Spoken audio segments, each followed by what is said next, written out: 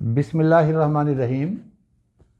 मेरे प्यारे नाजरीन और सामीन, मैं हूं आपका भाई हाफिज़ वसी मोहम्मद ख़ान और ये है हाफिज़ वसी टीवी यूट्यूब चैनल।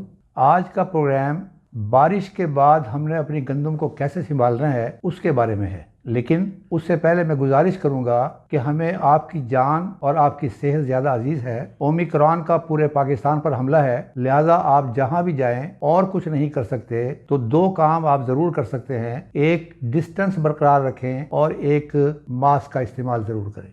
आज के प्रोग्राम को शुरू करने से पहले मैं आपको ख्वाजा गुलाम फरीद का एक किता सुनाना चाहता हूँ जो फरमाते हैं कि चिड़ियाँ कुंजा वर्गे लोकी पै गए वस उकाबा दे।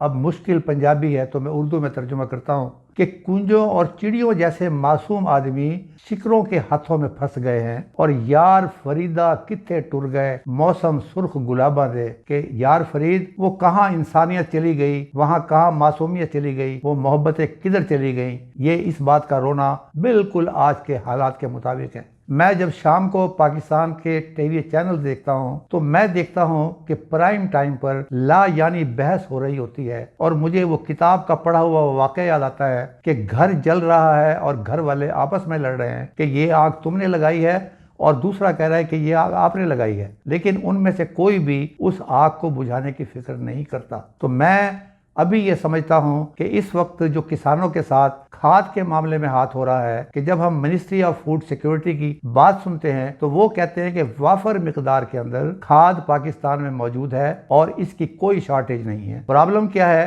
कि किसान के पास पैसे ज्यादा आ गए हैं उनकी पॉलिसियों की वजह से, जिसकी बिना पर किसान जरूरत से ज्यादा खाद खरीद रहा है। ये उनका वर्जन है, लेकिन जबकि प्रैक्टिकल सूरत हाल बिल्कुल मुख्तलिफ है। वो आप भी जानते हैं और मैं भी जानता हूँ। ये घर घर की कहानी है कि 1700 वाली या 1800 वाली जो खाद है वो मुझे बड़ी इज्जत के साथ मिल सकती है, बशर्ते कि मैं उसे ब्लैक में लूँ और एक दिन पहले जाकर या सुबह मैं डीलर से बात कर लूँ कि भाई साहब मुझे इतनी बोरी की जरूरत है और वो बोरी इज्जत के साथ मेरे घर में पहुंच जाएगी, या वो मुझे बता देंगे कहाँ से उठा लेंगे। ये कोई राज नहीं है। ये टीवी के ऊपर मैंने कई सोशल मीडिया के ऊपर कई मैंने क्लिप्स देखे हैं कि वो बता रहे हैं कि ये हमारे पास खाद मौजूद है। कल एक बड़े रिटायर्ड ऑफिसर का मुझे टेलीफोन आया और उसने ये बात कही कि मैंने एक डीसी के हवाले के जरिए 50 बैग्स लिए हैं और मेरे 93 एकड़ हैं जहां मैंने गंदम लगाई है, लेकिन महकमा ज़राअत वाले मेरे फार्म पर पहुंचे हुए हैं और वो ये कह रहे हैं कि 50 बोरियां कहां से आई हैं। अब चूंकि मैं ये छोटा सा काम है, मैं किसी को कहना नहीं चाहता, तो लिहाजा आप चूंकि ज़राअत के आदमी हैं बराए करम आप उनसे बात कर लें। और साथ ही उसने ये कहा कि साथ वाले जिम्मेदार के पास 1000 बोरियां पड़ी हुई हैं। मैंने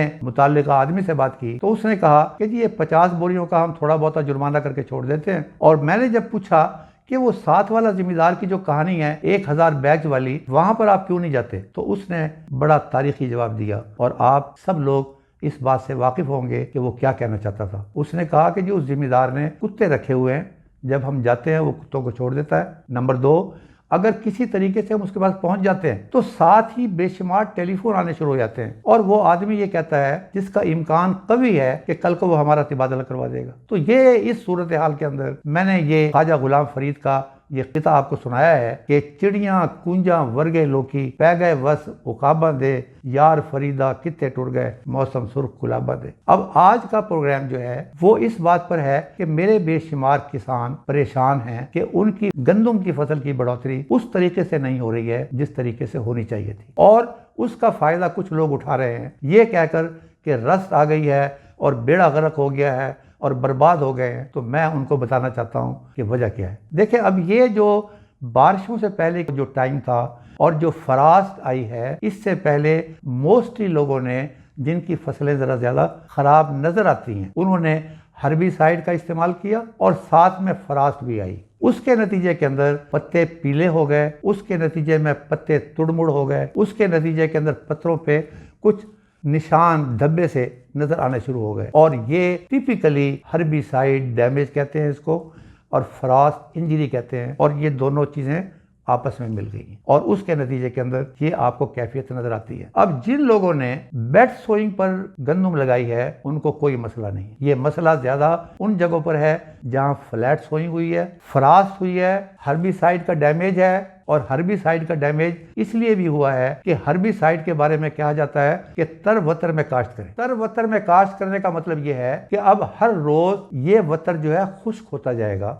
और उसके नतीजे में हर्बिसाइड का इफेक्ट भी खत्म होता जाएगा। लेकिन अगर तर वतर में स्प्रे करने के बाद बारिश हो जाए, इसका मतलब ये है कि वो हर्बिसाइड जो आपने इस्तेमाल किया वो और एक्टिव हो जाएगी और जिसके नतीजे में ये डैमेज आपको नजर आता है। और फ्रास्ट इंजरी के अंदर भी ये पत्ते जो हैं वो विरलिंग कैफियत उसकी हो जाती है, मुड़ जाते हैं और उसके अंदर ये जो नोक है, उसके नोक, पत्तों के जो नोक हैं वो भी कुछ जले हुए नजर आते हैं। लिहाजा अब जो ही धूप आने लगेगी और ये धूप लगेगी तो इंशाअल्लाह ताला वो फ्रास्ट डैमेज और हर्बिसाइड डैमेज खत्म हो जाएगा। ये आहिस्ता आहिस्ता खत्म होता जाएगा। और मैं अर्ज ये कर रहा था कि जिन लोगों ने बेड पर सोइंग की है वहां पानी खड़ा नहीं हुआ। हर्बिसाइड डैमेज, फ्रास्ट इंजरी और प्लस फ्लैट सोइंग जो है जहां बारिश ठीक ठाक हुई है, जिसे कहते हैं रजवी बारिश, और पानी खड़ा हुआ है, वहां इसने सूरत हाल को और खराब किया है। तो ये जो ही आपकी धूपें लगेंगी, ये जो लोग शोर मचा रहे हैं कि ये रस्ट का अटैक आ गया, अभी तक मेरे नजदीक जो मैंने फसलें देखी हैं उसके मुताबिक रस्ट का अटैक नहीं आया। और जो ये धूपें लगेंगी तो ये इस किस्म के जो निशानात आपको नजर आ रहे हैं ये खत्म हो जाएंगे और फसल की बढ़ोतरी ऊपर हो जाएगी।